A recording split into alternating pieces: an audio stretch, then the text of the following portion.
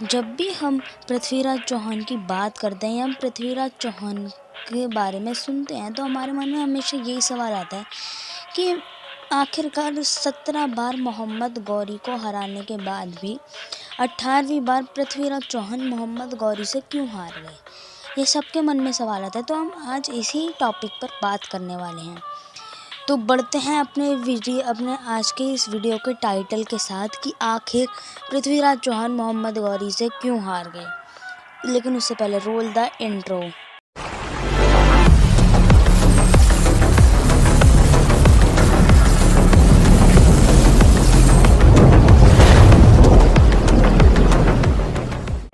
सत्रह बार मोहम्मद गौरी को हराने के बाद भी 18वीं बार पृथ्वीराज चौहान इसलिए हार गए क्योंकि एक तो पृथ्वीराज चौहान के जो ससुर थे उन्होंने जो मोहम्मद गौरी था उसकी मदद की थी।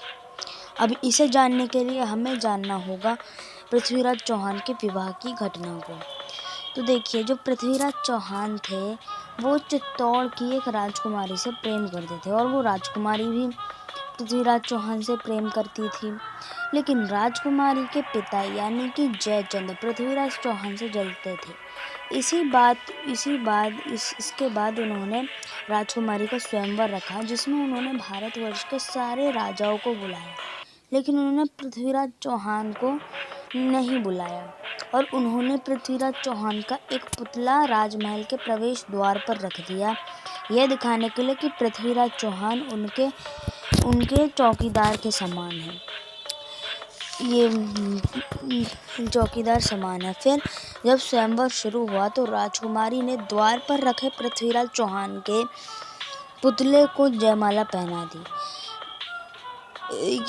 तब तक वहाँ पृथ्वीराज चौहान भी पहुँच गए थे। उन्होंने राजकुमारी को उठाया और वहाँ से निकल गए। निकलते समय उन्होंने ये बोला कि अगर भारतवर्ष के किसी भी राजा में साहस है तो वो मेरा घोड़ा रोक कर दिखाए। तब जयचंद ने बदला लेने की सोची और जयचंद मिल गया पृथ्वीराज चौहान के सबसे बड़े दुश्मन यानी कि मोहम्मद गौरी से। फिर जो दिल्ली थी उस पर 18वां आक्रमण हुआ जिसमें एक तरफ तो थी मोहम्मद गौरी की सेना और उसी सेना में शामिल हुई थी चित्तौड़ की सेना।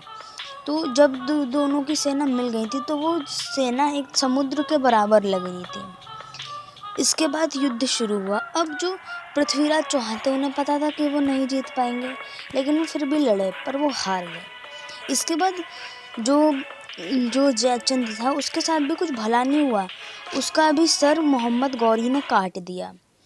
अब आपको समझ आ गया होगा कि पृथ्वीराज चौहान मोहम्मद गौरी से इसलिए हार गए थे क्योंकि जब पृथ्वीराज चौहान के ससुर की इतनी विशाल सेना उसके साथ लड़ रही थी और उसके जो कुछ सैनिक थे उन्होंने भी पृथ्वीराज चौहान के साथ गद्दारी कर दी थी।